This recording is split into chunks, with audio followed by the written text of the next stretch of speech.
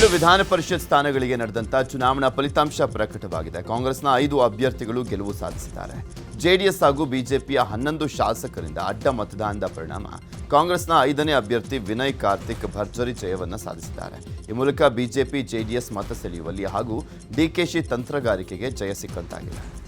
ಇನ್ನು ವಿಧಾನ ಪರಿಷತ್ ಚುನಾವಣೆಯಲ್ಲಿ ಕಾಂಗ್ರೆಸ್ ಅಭ್ಯರ್ಥಿಗಳಾದಂಥ ಬಿಕೆ ಹರಿಪ್ರಸಾದ್ಗೆ 30 ಮತಗಳು, ಬಿಎಸ್ ಶಿವಣ್ಣ ಅವರಿಗೆ 30 ಮತಗಳು, ತಿಪ್ಪಣ್ಣಪ್ಪ ಕಮಕನೂರಿಗೆ 30 ಮತಗಳು, ಪಿವಿ ಮೋಹನ್ ಅವರಿಗೆ 32 ಮತಗಳು, ವಿನಯ್ ಕಾರ್ತಿಕ್ಗೆ 32 ಮತಗಳನ್ನು ಕೊಡಲಾಗಿರುವಂಥದ್ದು.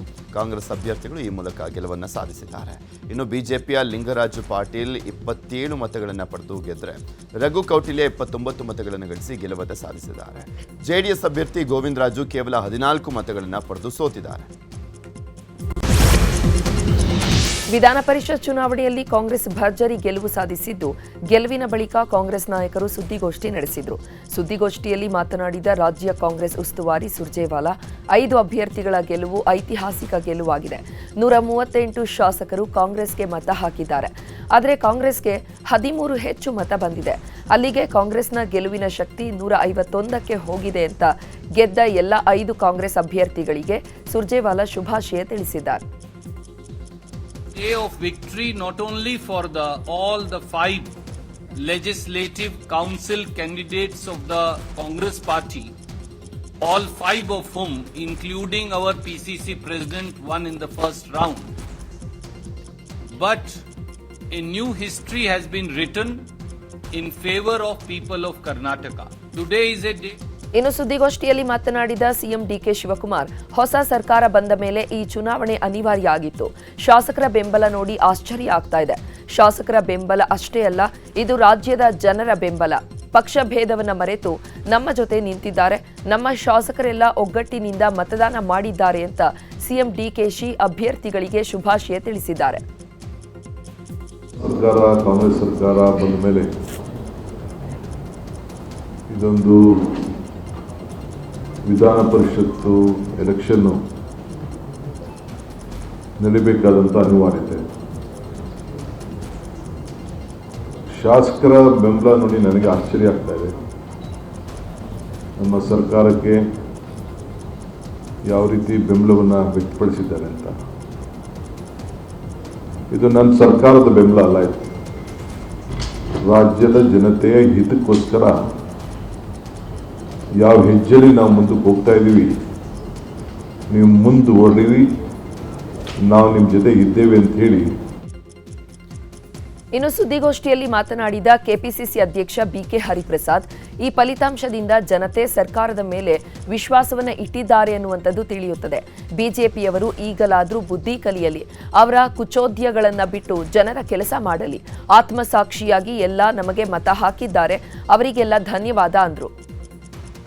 ಇಲ್ಲಿ ಭಾರತೀಯ ಜನತಾ ಪಾರ್ಟಿಯವರು ಈಗಲಾದರೂ ಸ್ವಲ್ಪ ಬುದ್ಧಿ ಕಲಿತು ಅವರ ಕುಚೋದ್ಯಗಳನ್ನೆಲ್ಲ ಬಿಟ್ಟು ಜನಸಾಮಾನ್ಯರ ಕಷ್ಟ ನೋವು ನಲಿವುಗಳಿಗೆ ಸ್ಪಂದಿಸ್ತಕ್ಕಂಥ ಕೆಲಸ ಮಾಡ್ತಾರೆ ಅಂತ ನಾನು ತಿಳ್ಕೊಂಡಿದ್ದೀನಿ.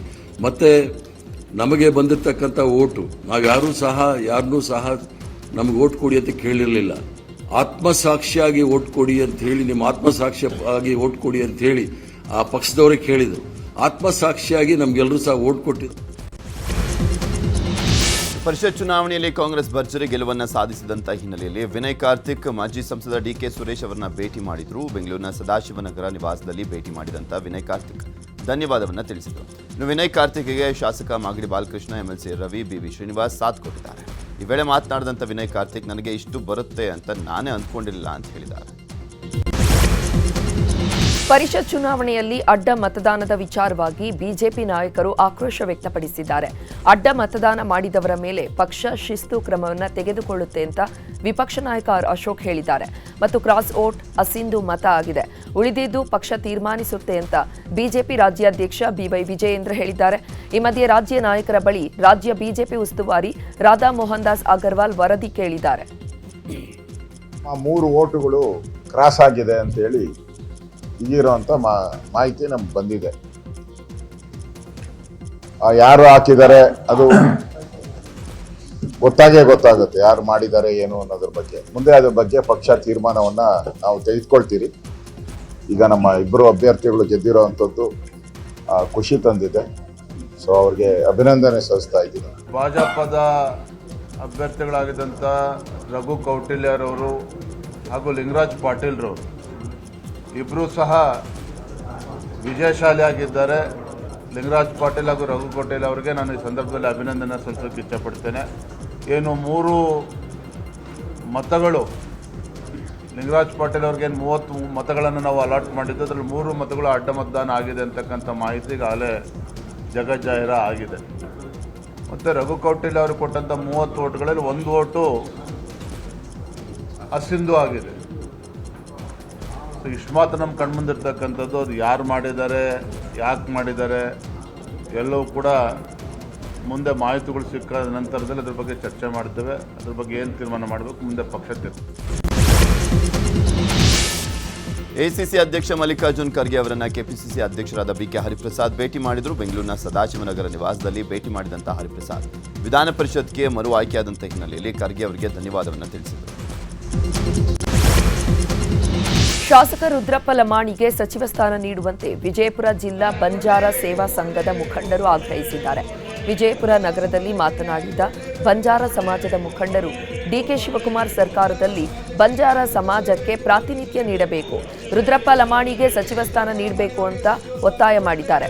ಇನ್ನು ಸಚಿವ ಸ್ಥಾನ ನೀಡದಿದ್ರೆ ಹೋರಾಟ ಮಾಡಿ ಕಾಂಗ್ರೆಸ್ ಬಹಿಷ್ಕರಿಸುವುದಾಗಿ ಎಚ್ಚರಿಕೆ ನೀಡಿದ್ದಾರೆ.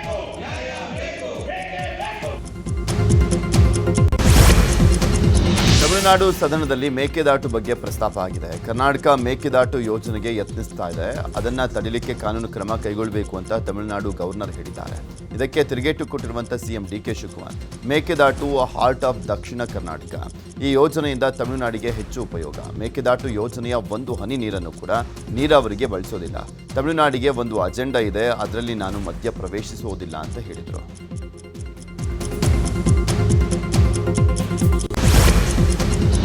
ಮಾವು ಬೆಳೆಗಾರರ ಸಂಕಷ್ಟಕ್ಕೆ ನೆರವಾಗುವಂತೆ ಕೇಂದ್ರ ಸಚಿವ ಪ್ರಹ್ಲಾದ್ ಜೋಶಿ ಕೇಂದ್ರ ಕೃಷಿ ಸಚಿವ ಶಿವರಾಜ್ ಸಿಂಗ್ ಚೌಹಾಣ್ಗೆ ಪತ್ರ ಬರೆದಿದ್ದಾರೆ. ಮಾರುಕಟ್ಟೆಗಳಲ್ಲಿ ತೋತಾಪುರಿ ಮಾವಿನ ಬೆಲೆ ತೀವ್ರ ಕುಸಿತವಾಗಿದೆ. ಕೋಲಾರ, ಚಿಕ್ಕಬಳ್ಳಾಪುರ ಮತ್ತು ರಾಮನಗರ ಸೇರಿದಂತೆ ಹಲವು ಭಾಗದ ರೈತರು ಕಂಗಾಲಾಗಿದ್ದು, ಸೂಕ್ತ ಪರಿಹಾರ ಒದಗಿಸುವಂತೆ ಜೋಶಿ ಮನವಿ ಮಾಡಿಕೊಂಡಿದ್ದಾರೆ. ಆರ್ಎಸ್ಎಸ್ ಕುರಿತು ಗೃಹ ಸಚಿವ ಪ್ರಿಯಾಂಕ್ ಖರ್ಗೆ ಟೀಕೆ ವಿಚಾರವಾಗಿ ಮಾಜಿ ಸಚಿವ ಎಂಪಿ ರೇಣುಕಾಚಾರ್ಯ ವಾಗ್ದಾಳಿಯನ್ನ ಮಾಡಿದ್ದಾರೆ. ಕೊಟ್ಟ ಕುದುರೆ ಏರದವನು ಧೀರನೂ ಅಲ್ಲ, ಶೂರನೂ ಅಲ್ಲ. ಎಸಿಸಿ ಅಧ್ಯಕ್ಷನ ಮಗ ಅನ್ನೋದು ಒಂದೇ ಬ್ರ್ಯಾಂಡು. ನಿಮಗೆ ಕೊಟ್ಟ ಇಲಾಖೆಗಳಲ್ಲಿ ಅಸಮರ್ಥ ಸಚಿವರಾಗಿ ಕೆಲಸ ಮಾಡಿದ್ದೀರಿ. ರಾಷ್ಟ್ರೀಯ ಸ್ವಯಂ ಸೇವಕ ಸಂಘಕ್ಕೆ 100 ವರ್ಷಗಳ ಇತಿಹಾಸ ಇದೆ. ನಿನಗೆ ತಾಕತ್ತಿದ್ರೆ ಆರ್ಎಸ್ಎಸ್ನ ಬ್ಯಾನ್ ಮಾಡಿ ಅಂತ ಕೌಂಟರ್ ಅನ್ನು ಕೊಟ್ಟಿದ್ದಾರೆ. ಬೆಂಗಳೂರಿನಲ್ಲಿ ಜಲಮಂಡಳಿಯ 40 ಅಡಿ ಆಳದ ಡ್ರೈನೇಜ್ಗೆ ಬಿದ್ದು 2 ನಾಪತ್ತೆಯಾಗಿದ್ದಾರೆ. ವರ್ತೂರು ಬಳಿಯ ಬೆಳಗೆರೆಯಲ್ಲಿ ಈ ಘಟನೆ ನಡೆದಿದೆ. ಸ್ವಚ್ಛತಾ ಕೆಲಸ ಮಾಡುವಾಗ ಆಯತಪ್ಪಿ ಒಟ್ಟು 3 ಕಾರ್ಮಿಕರು ಡ್ರೈನೇಜ್ಗೆ ಬಿದ್ದಿದ್ದು, ಒಬ್ಬರನ್ನ ರಕ್ಷಿಸಿ ಆಸ್ಪತ್ರೆಗೆ ದಾಖಲಿಸಲಾಗಿದೆ. ಬಿಹಾರ ಮೂಲದ ಬ್ರಿಜೇಶ್ ಮತ್ತು ತಮಿಳುನಾಡು ಮೂಲದ ಅಖಿಲೇಶ್ಗಾಗಿ ನಿನ್ನೆ ಸಂಜೆ 7 ಗಂಟೆಯಿಂದ ಶೋಧ ಕಾರ್ಯ ಮುಂದುವರೆದಿದೆ. ಘಟನಾ ಸ್ಥಳಕ್ಕೆ ವರ್ತೂರು ಪೊಲೀಸರು ಮತ್ತು ಅಗ್ನಿಶಾಮಕ ಸಿಬ್ಬಂದಿ ಭೇಟಿ ನೀಡಿ ಪ್ಲಾಂಟ್ ಒಳಗೆ ಗ್ರಾಪ್ ಗೇಲ್ ಅನ್ನು ಬಿಟ್ಟು ಹುಡುಕಾಡ್ತಿದ್ದಾರೆ. ಡ್ರೈನೇಜ್ ನೀರಿನ ರಭಸ ಹೆಚ್ಚಾಗಿರೋದ್ರಿಂದ ಪತ್ತೆ ಹಚ್ಚಲು ಕಷ್ಟವಾಗ್ತಾ ಇದೆ. ಇಬ್ಬರಲ್ಲಿ ಓರ್ವ ಇಂಜಿನಿಯರ್ ಅನ್ನುವಂತಹ ಮಾಹಿತಿ ಇದೆ. ಯಂತ್ರ ರಿಪೇರಿ ಹಿನ್ನೆಲೆ ರಿಪೇರಿ ಕೆಲಸ ಮಾಡ್ತಾ ಇದ್ದಾಗ ಈ ಘಟನೆ ನಡೆದಿದೆ.